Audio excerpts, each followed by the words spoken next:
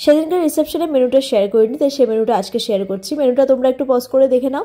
মেনুতে কিন্তু show stopper ছিল চিকেন বিরিয়ানি, চিকেন চাপ, বাট আমরা সেটা নিইনি। আমরা যে 4 জন বসেছিলাম 4 জন কিন্তু ভাতই নিয়েছিলাম। সবার ফার্স্টে পড়ে গেছিলো মশালা কুলচা, আর সাথে ছিল চানা মশলা, চানা পনির সামথিং একটা কিছু ছিল, না ডাল মাখানি ছিল। তো মশালা কুলচাটা মুখে দিই, আমার না সেনকা পেটটা ভালো ছিল না, তো মুখে দিয়ে হঠাৎ করে কেমন একটা গাটা গুলিয়ে উঠেছিল। যাই হোক, তারপরে ছিল হচ্ছে ফিশ ফ্রাই, যেটা প্রসূন নিয়েছিল, আমি নিইনি। স্যালাড ছিল, আর চলে এসেছিলো ভাত। ভাতের সাথে ছিল হচ্ছে ভেজ ডাল, যেটা তোমরা একটু বাদে দেখতে পাবে। তার সাথে ছিল আলুর চিপস। ওটা দিয়ে না সত্যি আমি সেদিন খুব ভালো খেয়েছি, কারণ সেদিনকার এত গরম ছিল আর বিয়েবাড়িতে এত ক্রাউড ছিল।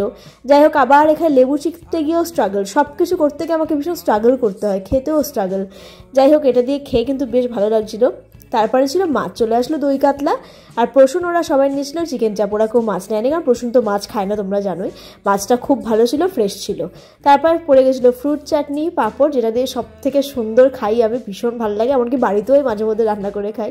তারপর চলে এসেছিলো এটা কি একটা সন্দেশ যেন ছিল, কেসার সন্দেশ নাকি, আর ছিল গোলাপ জামুন, যেগুলো আমি নিয়ে নিই, ওগুলো প্রসূন ওরা সবাই নিয়েছিল। বলছিল সন্দেশ নাকি খুব ভালো ছিল খেতে। তারপর লাস্টে চলে এসেছিলো হাজমোলা, বিভিন্ন ফ্লেভারের ছিল। আমি নিয়েছিলাম 2টো হাজমোলা, আর তারপরে চলে এসেছিলো গরম জল হাত ধোয়ার জন্য অ্যাজ ইউজুয়াল। আর কাউন্টারে ছিল আইসক্রিম, আইসক্রিমটা দারুণ ছিল, নলেল গুড়ের আইসক্রিম, ভীষণ ভালো লাগে খেতে।